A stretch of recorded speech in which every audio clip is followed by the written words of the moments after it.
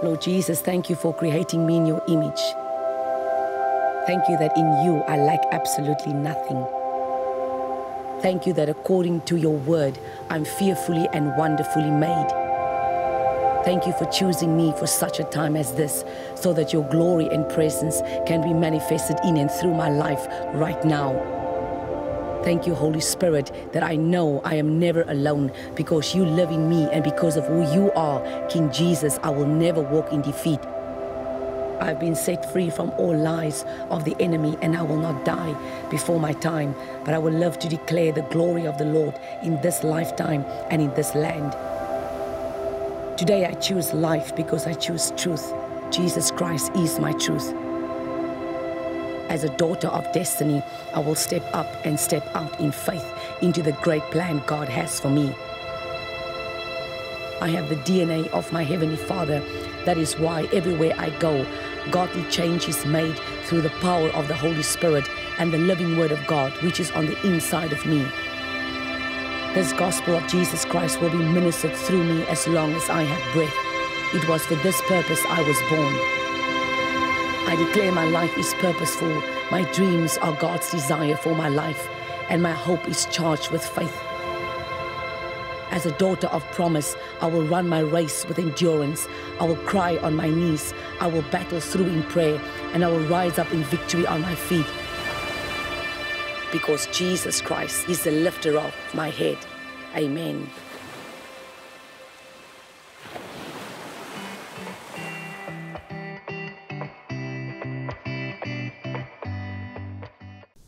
Goeiedag en welkom by Step Up. Ek is Chantal en is lekker om saam met jou te kuier.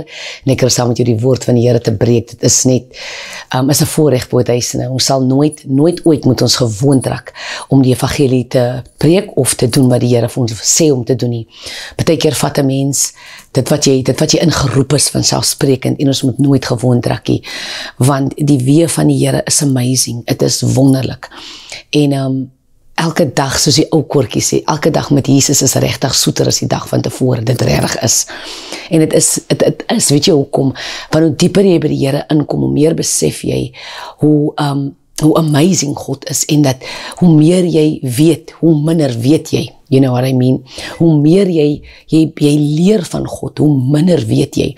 En hoe minder jy weet is omdat jy besef, jy kom by die understanding, jy kom by die diepte in jou lewe in, dat jy besef, maar hierdie God wat ek dien is magtig, he's mighty to save.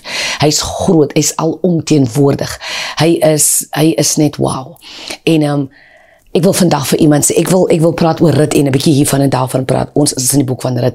En ek is ons is besig om die boek te bestudeer, en ons kyk en ons lees en ons doen navorsing, en die Here praat, en die Here gee woord, en die Here gee openbaringskennis, en dit is net amazing om te kan sien dat hoe ons dink ons ken die woord van die Here, en tog ken jy nie. Daar's 'n diepte wat God aan ons wil openbaar, wat ons nog nie in was nie. En daar is 'n diepte wat God vir jou wil gee en vir jou in wil bring, wat ons nog nie in was nie. En dit is 'n absolute voorreg om die Here te kan dien, want hoe langer jy met die Here aankom, as jy veronderstel om dieper in te gaan met die Here. Mense, kan ek gou iets sê? Het baat jy gaan vir my sê, en ek sê vir jou, ek dien die Here 30 jaar, ek dien die Here al van ek 15 jaar oud van, maar jou werke, daar's niks wat jy vir my kan wys nie.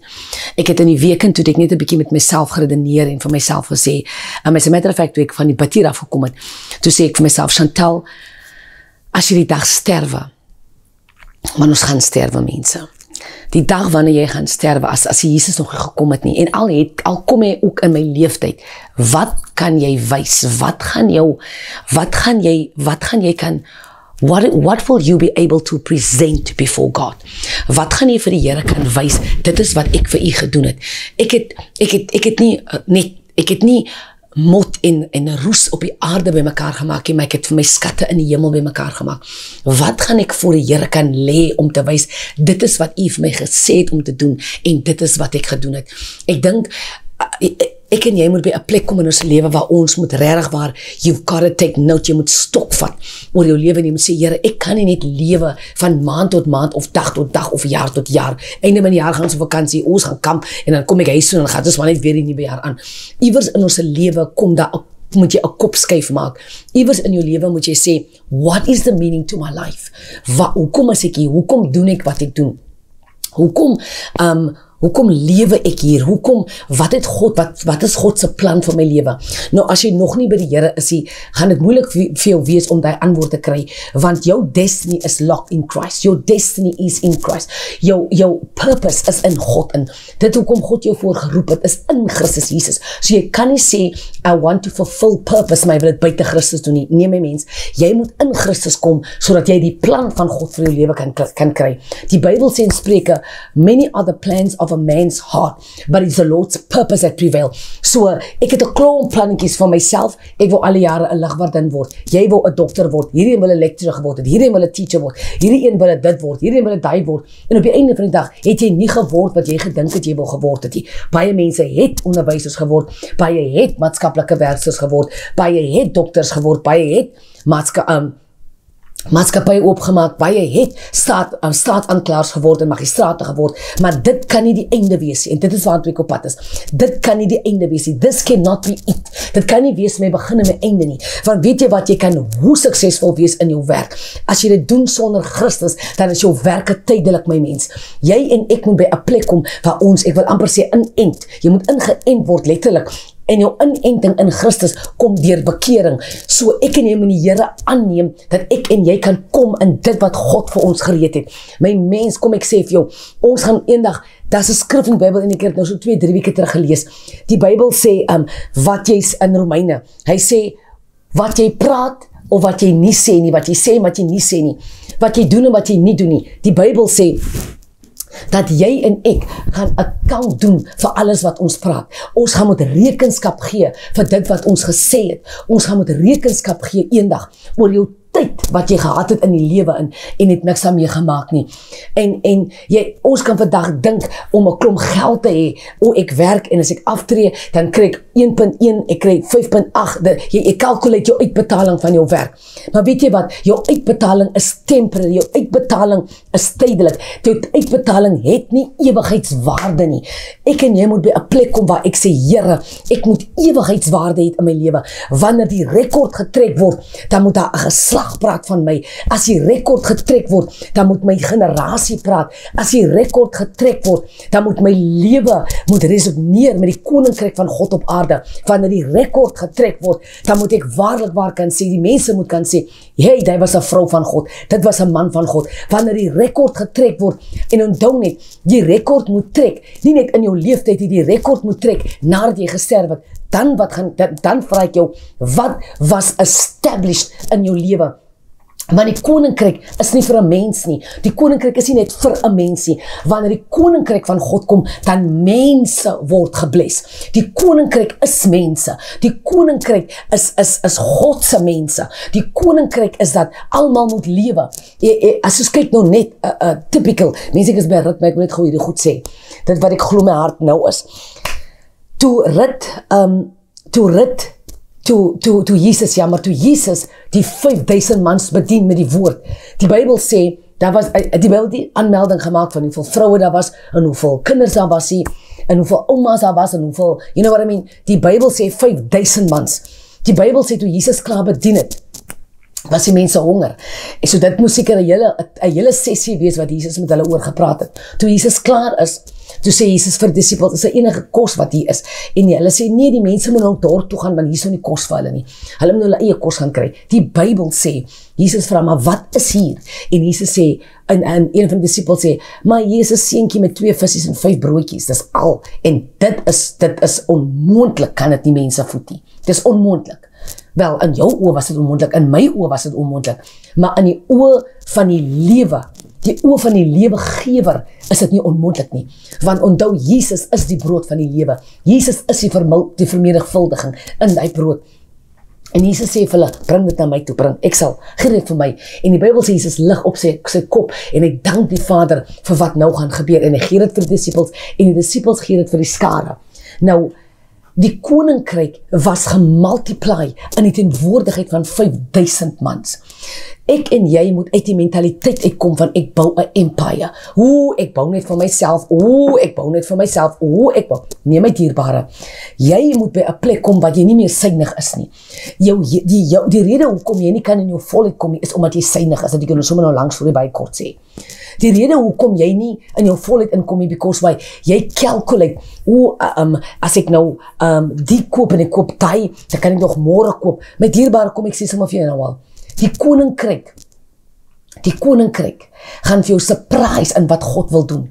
Die Bybel sê die vissermanne is op die see, hulle het heel nag was hulle nette in die water. Hulle het die een vis gevang, nie is 'n harderie. Toe Jesus hulle kom te vra, toe sê Jesus vir hulle, stoot uit julle net, julle boot en gooi. Hulle sê vir my, Jesus, ons was heel nag, we were toiling all night. That's what the English Bible says.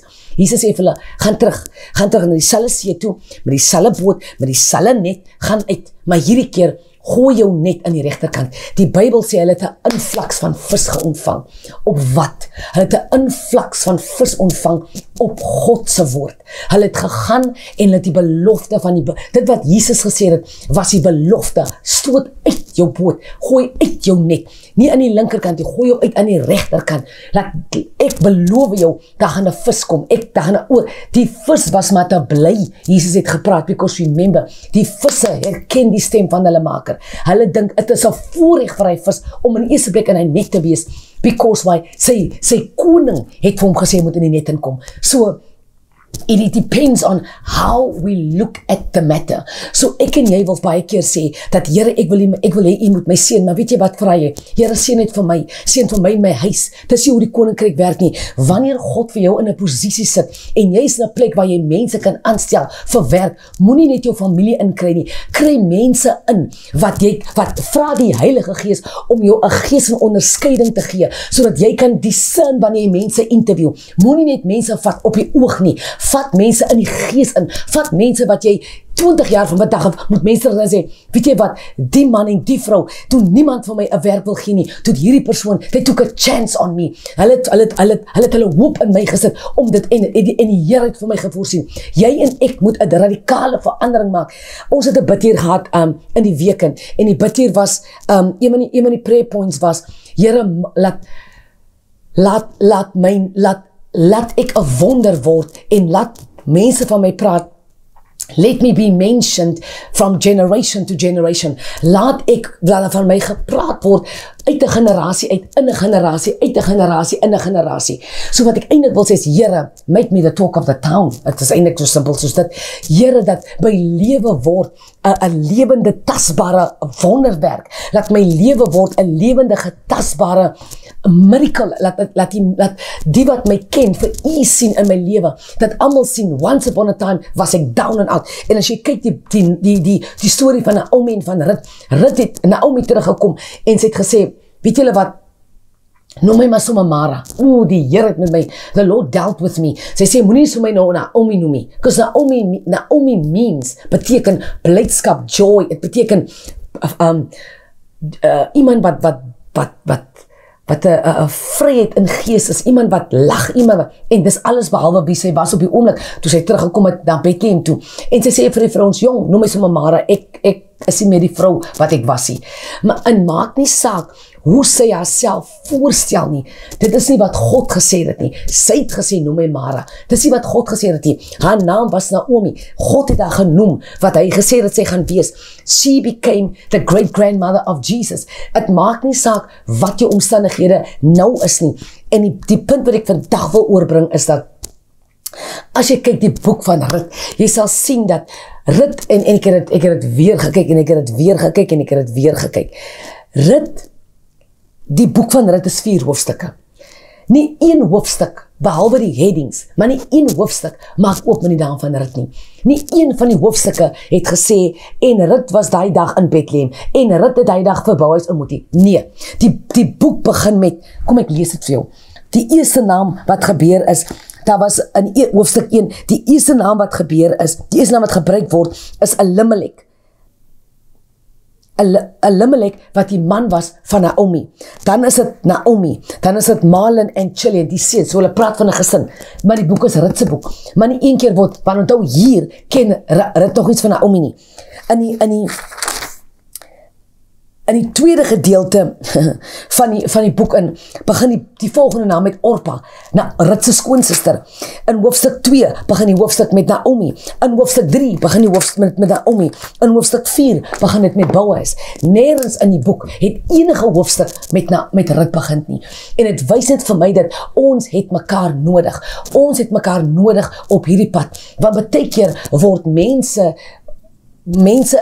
jou destiny helpers en jou mentors en jou leiers se name word baie keer meerder genoem in jou eie storie, but that's okay, because it bly jou storie. Niemand kan die storie verander nie. Dit is wat God vir jou geroep het voor, maar dis die mense, die prominent mense wat God gebruik sodat sy wil kan geskied in jou lewe in. En dis hoekom moenie mense, het maak nie saak wat 'n rol die persoon speel in jou lewe in nie. The bottom line of the matter is, ek en jy moet weet en besef dat as God my geroep het, ek hoef nie bekommerd te wees nie, want dit is wat God gereed het vir my. Ek hoef nie wakker te lê en op beter kole te wees, because why ek dink God gaan my portion deel met my suster nie. No, whatever is for you is for you. Whatever God vir jou uitgesit het. Psalm 4 sê, die meetsnoere het vir my geval op lieflike plekke. My mens, niemand kan interfere met God se plan vir jou lewe nie, want hier is die geheim, net God het die plan, niemand anders het die plan nie. So ek en jy moet by 'n punt kom en in 'n plek kom in ons lewe, waar ons sê, Here, ek kan nie net lewe van dag tot dag, tot maand tot maand, tot jaar toe nie. Ek moet 'n lewe van waardigheid. Apostel Paulus skryf en hy sê, loop of walk worthy the calling, loop waardig die roeping waarin jy geroep is, in die Afrikaanse vertaling. Loop waardig die roeping, of wandel waardig die roeping waarin jy geroep is. Betekende, dit as ek vandag 'n apostel is, as ek vandag 'n pastoor is, as ek vandag 'n evangelis is, as ek vandag 'n profeet, whatever it is, as ek 'n administrator is van die woord van God, whatever my gifting is in God se koninkryk, loop waardig dit wat jy doen. As jy die worshipper is van die gemeente, wees waardig jou worship, jou worship, dat jy ons in worship lei. As jy die bidleier is, loop waardig dit wat jy is. Moenie bid wanneer jy by die bidhuur kom nie. Jy moet 'n lewe van gebed hê. So wanneer jy by die bidhuur kom, dan sê, so sê die Here, jy kom maak nie, jy kom nie nou, jy kom word nie warm nie, jy kom warm van die huis af. And these are the things, people of God, wat ons moet verstaan. As jy nou moet sterwe, wat kan jy voor God present?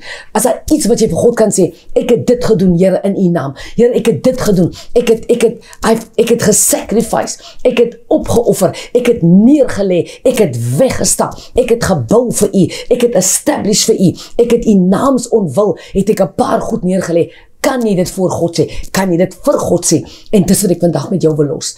Ek kyk na die lewe van Abraham. Abraham was die vader van nasies, maar iewers moes hy 'n offer doen. Iewers moes hy 'n offer op die altaar lê. Hy het nie 'n ram op die altaar gelê nie. Hy het nie 'n bok of 'n lam of wat. Hy lê sy seun op die altaar. Daai seun spreek van Jesus wat gaan kom, maar God is so getrou. Hy wil nooit vir Isak gehad het. Hy het nie vir Isak nodig gehad as 'n offer nie. Wat hy wel nodig gehad het, hy het Abraham se commitment, hy het Abraham se liefde vir hom nodig gehad om dit te sien. Hy het nodig gehad dat Abraham hom moet in volle vertrou, en Abraham het vir Isak gaan offer. Toe Abraham reg is om sy seun se lewe te vat, toe sê God, daar is die ram. So Abraham het, toe hy die offer maak, toe kan Abraham kom, toe maak, ek wil amper sê, toe maak al wat die deur is oop, because why, toe kan God hom vertrou met die rykdom wat hy vir hom het, because why, die rykdom het hy vir hom opgemaak, die rykdom het hom 'n ander mens gemaak. Die rykdom het hy vir Abraham gemaak, het hy sê, I'm the chosen, no, die offer van die seun, en hoor my nou baie fyn, nou moet jy my fyn hoor, die offer van Abraham, as a matter of fact, het hom meer humble gemaak, as wat het hom vir hom trots gemaak het. As a matter of fact, he was a humble man. Ek praat in trots, in die sin dat, Here, ek praat nie van dit nie. Ek praat van, wat hy gedoen het, as obedience, as, wat is obedience Afrikaans, as, sy, gehoorsaamheid, Whatever Abraham gedoen het, as sy gehoorsaamheid aan God, het hom verneder voor God. Dit het hom verneder voor God. En die Bybel sê, as jy verneder voor God, voor die kragtige hand van God, sal God jou oplig. En die Bybel sê, Abraham kom bring die offer, is al wat hy het. Onthou, hy is baie ryk, maar hy is besig om sy hart op die altaar te lê. As hy 'n lam geoffer het, it wouldn't have matter. As hy 'n ram geoffer het, it wouldn't have matter. As hy 'n bok geoffer het, wouldn't have matter. Het niks wat hy gehad het, maar God vra die ding wat matter. God vra die ding wat sy hart roer. God vra die ding wat hy sy hele lewe lang voorgewag het. God vra dit. Mense, dit klink op die oor, klink het, nee Here, maar is dit regtig? Dit is exactly wat gebeur het. En weet jy wat gebeur? Toe Abraham sy seun offer Isak, toe sê God, weet jy wat? Ek het jou hart gesien, ek het jou dedication gesien, ek het jou obedience gesien. Jy het nie nodig om vir Isak te offer nie. Daar staan 'n ram, ek het klaar die offer voorsien. Jy sien, die offer is klaar daar. Jy is net verblind tot jy met God jou hart getoets het. Gaan dit weer sê, die offer staan gereed, of die deurbraak staan gereed, maar jou hart moet getoets word. En kan ek jou een ding sê, dierbares, ons vuil by die massa, as het kom by die ding, van weet jy wat, jy sê vir jouself, maar God het die huis vir my gegee, wat, ek kan miskien nou die huis weggee nie, Here het vir my die kar gegee, ek kan nie die kar gee nie, my dierbare, hoekom hou ons vas aan goed wat in die eerste plek aan God behoort? Hoekom hou ons vas aan goed wat God kan vir jou teruggee? Daar is soveel mense van ons, wat al wonderwerk seëninge gemis het, want ek het vasgehou aan hierdie een ding. Ek kon nie los nie, en die Here het vir jou gesê, ek wil jy moet los, ek wil jy moet los, ek wil jy moet los. En as jy los, kan ek vir jou seën, van wat ek in stoor het vir jou, het gaan jou mind supersede, maar ons kan nie los nie, ons kan nie die krib los nie. So my dierbare, kom ons vertrou God, dat ons kan sê, Here, ek verstaan nie lekker hoekom die persoon meer genoem word as ek nie, en tog is dit my storie, tog is dit, hou vas, die begin lyk nie soos die einde nie, die einde lyk nie soos die begin nie. God gaan jou surprise met wat hy gaan doen in jou lewe, maar het gaan kos, jy moet offer by God, jy gaan moet God vertrou, my mens, jy gaan moet vir God vertrou, jy gaan moet 'n paar goed op die altaar lê, en weet jy wat, die plek, Abraham noem die plek wat hy offer gee, Jehovah Jireh, the Lord will provide. Hy kan die plek net noem Jehovah Jireh, the Lord will provide, because hy het 'n offer gehad. God only provided at the place where there was a sacrifice supposed to be. He could never call the place Jehovah Jireh if there was no sacrifice. You know why? Because then God never needed to give you an offering, a place of offering, or a place of blessing. Iets was unlock in die plekke.